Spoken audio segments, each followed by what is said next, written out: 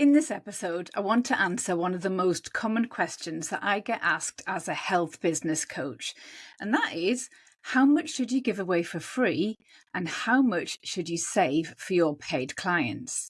The short answer is it's totally okay to give away everything for free.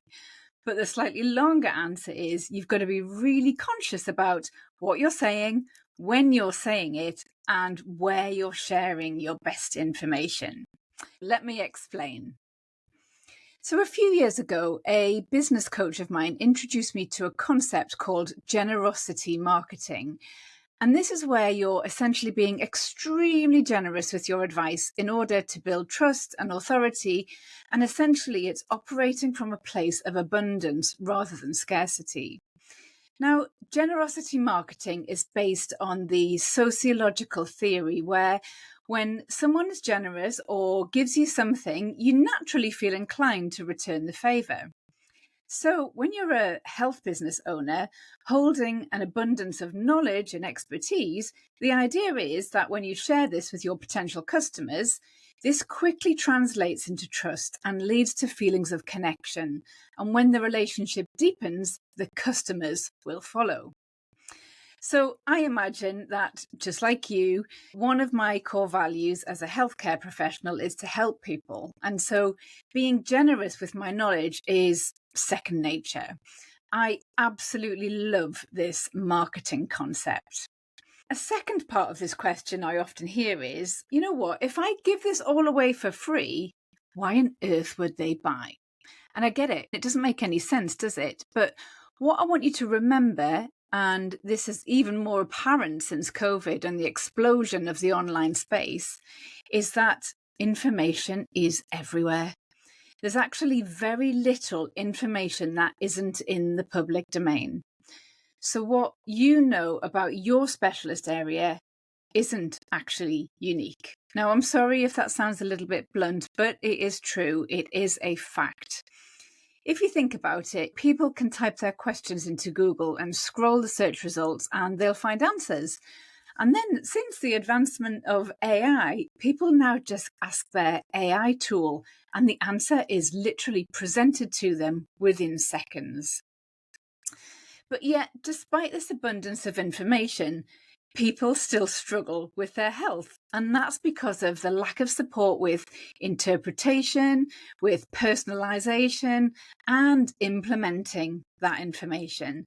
And that is exactly where our services fit in. Earlier, I alluded to the fact that you need to be really conscious about what you're saying, about when you're saying it, and actually where you're sharing your best advice. We need to give away this stuff for free, but in a really strategic way that actually helps your business grow and scale. And actually, what that comes down to is the what, the where, and the when. Let me explain this in more detail.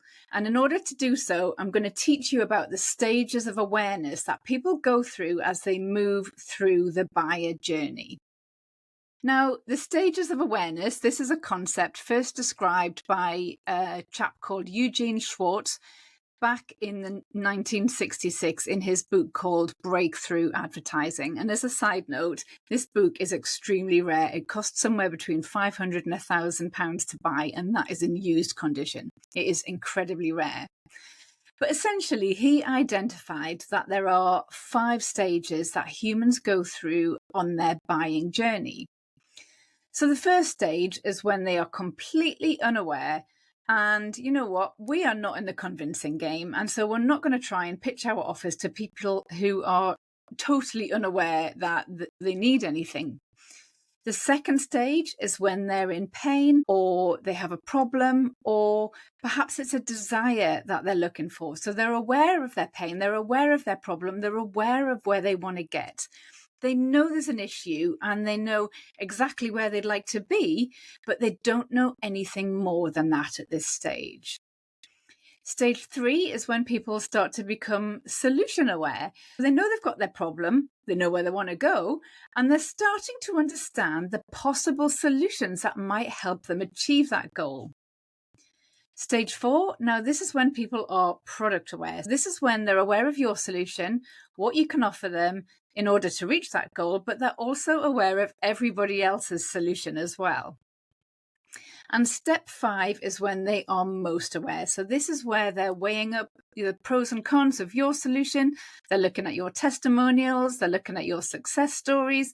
They're looking to see if you can overcome their objections, and they're in that sort of decision-making stage.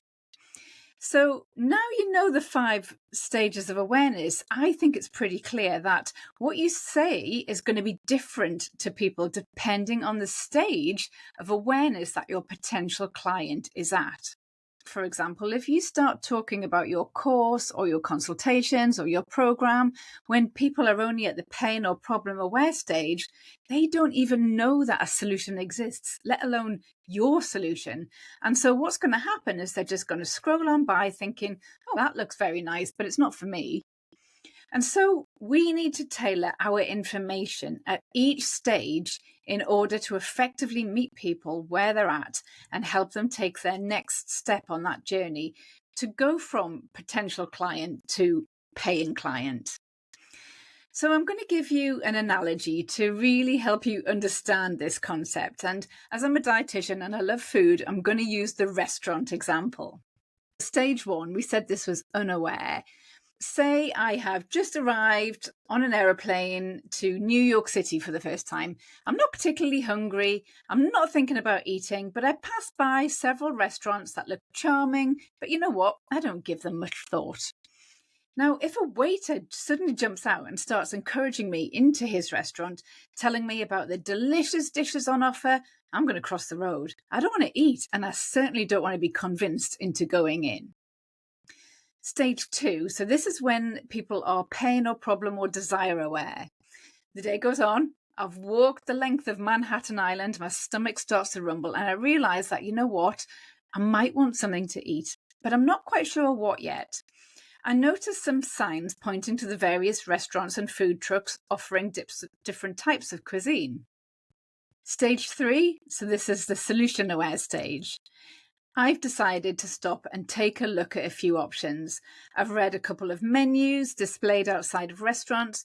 I'm weighing up my choices. Perhaps I'm in the mood for something light and refreshing like a salad, or actually something rich and hearty like a bolognese. Stage 4 is product aware. At this point, I've narrowed down my choices and I've decided I want an Italian restaurant. Now I'm looking at Francesco's Pasta and Bianca's Pizza restaurant. I know what each restaurant offers and I know what I can expect from my selection. And then stage 5, most aware, I'm in the restaurant that I've chosen, the one that I fancied most of all. I went for Francesco's Pasta and I'm deciding now between a couple of dishes. Shall I go for spaghetti bolognese or carbonara, red wine or gin and tonic? I have a few questions as well. Will they take cards or will I have to use some of my US dollars? Will they let me box it if I can't eat it all, or will I have to leave my leftovers behind? I'm looking for confirmation here that I'm making the right choice. Tying this back to the what, the where, and the when, at the pain and problem stage, we need to show people that we understand their problem and their desire or where they want to be. We need to be relatable. We need to say, you know what? I know what you mean. I get how this feels. I understand what it's like. Now, people in this phase, in the main, are on social media. They might be typing questions into Facebook groups. They might be chatting on forums. And we need to, first of all, reach these people by getting them to stop the scroll and encourage them to interact with us. And we can do this through questions, through polls, through comments and DMs. We can direct them to our freebies, our blogs or podcasts or videos, which actually helps them become solution aware. Now, at the solution aware stage, they get that their problems can be fixed or that they can achieve their goal. And so what they do here is they actually start typing questions into Google. So our content here needs to pop up in the search results. So this is going to be our blogs. It's going to be our podcast transcripts. It's going to be our YouTube videos. It's our long form, more in-depth how-to content. So it still needs to be specific to them and it needs to be relatable too, so that they get there in the right place. This also includes our lead magnets that we might mention on our podcast or in our video, or we might have an embedded form in our blogs. And this lead magnet will help them solve a small part of their main problem. But crucially, it gets them onto our email list. So now they're on our list, they are receiving our weekly, at least weekly, value-packed emails, so we can start to make them aware that we have a solution, our solution for their main problem. And so this is what helps them become product aware. And then when the time is right, you might invite them to a webinar or a 3-day challenge or a discovery call. And this is when you make them most aware, because you're telling them about your course or your program, your unique method, you're addressing any concerns or questions that they might have. It is fair to say, in relation to this main question about how much should you give away for free and how much should you save for your paid clients, it is fair to say that there will be some people in your audience who inhale everything you publish and never go on to buy. It is inevitable. We all have them. What I would say here is these people are not your ideal client. They're freebie hunters. They probably consume your competitors' free content as well. They are stuck in that inaction stage because they haven't invested in the support with the implementation. So they just keep coming back for more and more. And I often think to myself, you know what, Sarah, these are people who actually could be quite difficult to work with. They're not my ideal client. Okay, so now you know it's totally okay to give away your best stuff for free. But I've shared with you this beautiful concept of generosity marketing, and I've also told you that you need to be strategic with it. You now know about the 5 stages of awareness, and the purpose of your content is to find more people or have them find us, to really engage with those people when they're on social media, but we want to move them off social media and onto our email lists. We can do this directly or via our blogs and podcasts and YouTube videos. You need a plan for how you're going to communicate to all of those people on your email list as well. And you also know that if you take a scattergun approach and give away your free stuff without actually having any strategy behind it, you're not going to be able to move people along the stages of awareness and their customer journey.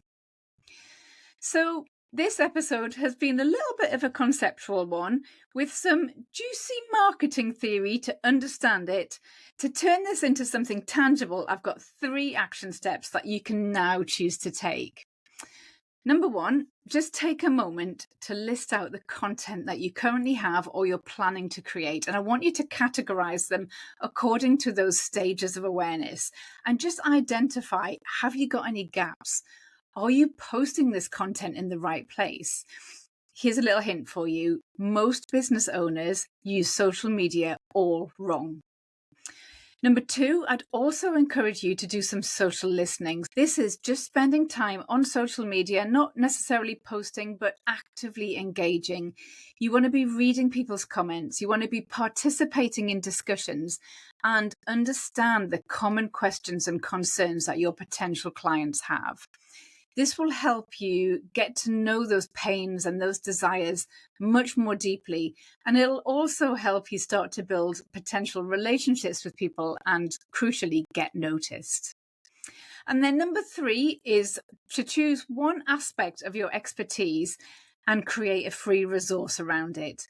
So whether that's a downloadable guide or a short video series, just repurpose what you've already got, something that you already use with clients, and offer it for free through social media channels, through your website, obviously in exchange for an email address.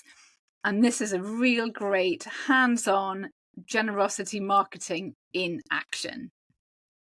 So I hope you've enjoyed this episode today. I would love for you to join me next time when I'm going to take you through the exact steps or roadmap to growing a successful healthcare business. See you then. Bye for now.